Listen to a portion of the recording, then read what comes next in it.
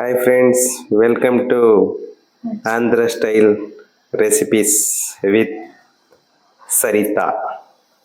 Friends, ಇವತ್ತು ಒಂದು special ಆಗಿ ಅಂದರೆ ನುಗ್ಗೆ ಸೊಪ್ಪಿನ ಬೋಂಡ ಮಾಡೋಣ ಅಂತ.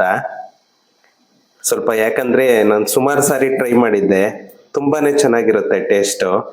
ಅದರಿಂದ ಸ್ವಲ್ಪ ಇವತ್ತು ಯಾವ ಥರ ಮಾಡಬೇಕು ಏನು ಅಂತ ಹೇಳಿಬಿಟ್ಟು ಅದನ್ನೇ ನಾನಿವತ್ತು ತೋರಿಸ್ತಾ ಇದ್ದೀನಿ. ನೋಡಿ, ಅದಕ್ಕೆ ಏನೇನು ಬೇಕು ಅಂತ ಹೇಳಿಬಿಟ್ಟು ನಾನೆಲ್ಲ ತೆಗೆದಿಟ್ಕೊಂಡಿದ್ದೀನಿ.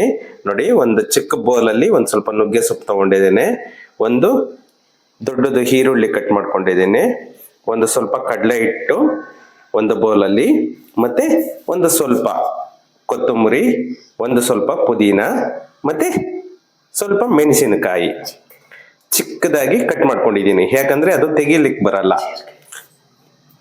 ಅದು ಸೊಪ್ಪು ಎಲ್ಲಾನು ಮಿಕ್ಸ್ ಇರುತ್ತೆ. ಅದರಿಂದ ನಿಮಗೆ ಮೆಣಸಿನಕಾಯಿ ಗೊತ್ತಾಗಲ್ಲ.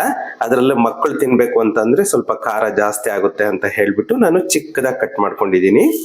ಒಂದು ಸ್ವಲ್ಪ ಜೀರಿಗೆ, ಅಂದ್ರೆ ಟೇಸ್ಟ್ಗೋಸ್ಕರ, ಅದು ಫ್ಲೇವರ್ ತರ ಜೀರಿಗೆ ಹಾಕೊಂಡ್ರೆ ತುಂಬಾನೇ ಟೇಸ್ಟ್ ಬರುತ್ತೆ.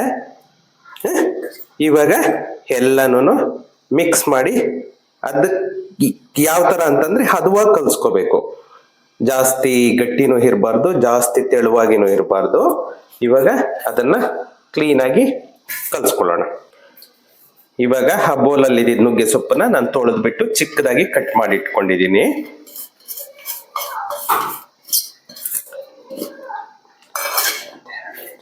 ಮತ್ತೆ ಈರುಳ್ಳಿ ಕಟ್ ಮಾಡಿ ಇಟ್ಕೊಂಡಿರೋದನ್ನ ಹಾಕೊಳ್ತಾ ಇದ್ದೀನಿ. ಮತ್ತೆ ಕಟ್ ಮಾಡಿ ಇಟ್ಕೊಂಡಿದ್ವಲ್ಲ ಕೊತ್ತಂಬರಿ, ಪುದೀನ, ಮೆಣಸಿನಕಾಯಿ, ಜೀರಿಗೆ, ರುಚಿಗೆ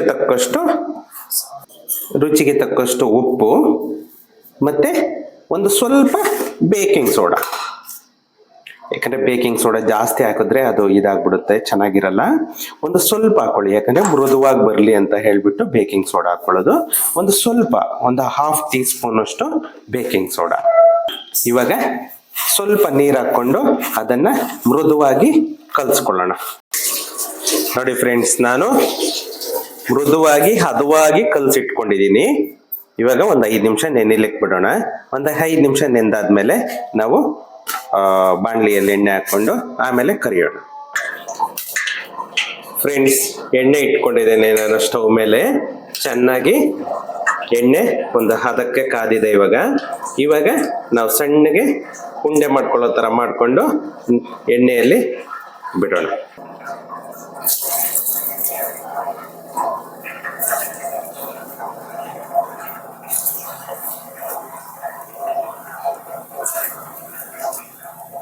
ಗಮ್ಮು ಕಟ್ಬೇಕು.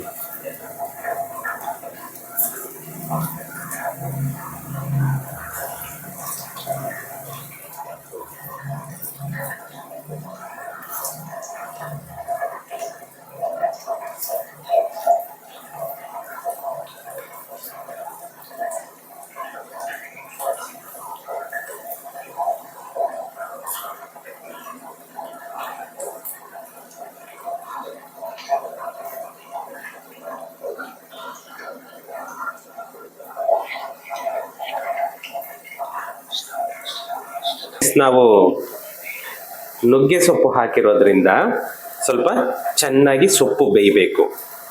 ಆ ಬೆಂದಷ್ಟುನು ಟೇಸ್ಟ್ ಚೆನ್ನಾಗಿ ಬರುತ್ತೆ. ಅಂದ್ರೆ ಅತಿಯಾಗಿ ಬೇಯಿಸೋದಲ್ಲ, ಅಂದ್ರೆ ಒಂದು ಲೆವೆಲ್ ಆಗಿ ಬೇಯಿಸ್ಬೇಕು. ಅಂದ್ರೆ ಸ್ಲಿಮ್ ಅಲ್ಲಿ ಇಟ್ಕೋಬೇಕು. ಜಾಸ್ತಿ ಇದ್ರ ಫ್ಲೇಮಲ್ಲಿ ಇಟ್ಕೊಂಡ್ರೆ ಅದು ಬೇಗ ಸೀದೋಗ್ಬಿಡುತ್ತೆ. ಒಂದು ಮೀಡಿಯಂ ಫ್ಲೇಮಲ್ಲಿ ಇಟ್ಕೊಂಡು ಸ್ವಲ್ಪ ಹೊತ್ತು ಚೆನ್ನಾಗಿ ಕರಿತಾ ಇದ್ರೆ ಅದು ತುಂಬಾನೇ ಟೇಸ್ಟಿಯಾಗಿ ಸೊಪ್ಪು ಕೂಡ ಬೆಂದಿರುತ್ತೆ. ಯಾಕಂದ್ರೆ ನುಗ್ಗೆ ಸೊಪ್ಪು ತುಂಬಾ ಟೇಸ್ಟಿ. ಯಾವುದೇ ಒಂದು ಬೋಂಡ ಆಗ್ಲಿ ಇದಕ್ಕೆ ಹಾಕಿದಾಗ ತುಂಬಾ ಚೆನ್ನಾಗಿರುತ್ತೆ. ಮತ್ತೆ ಹೆಲ್ತಿ, ನುಗ್ಗೆ ಸೊಪ್ಪು ತುಂಬಾನೇ ಹೆಲ್ತಿ.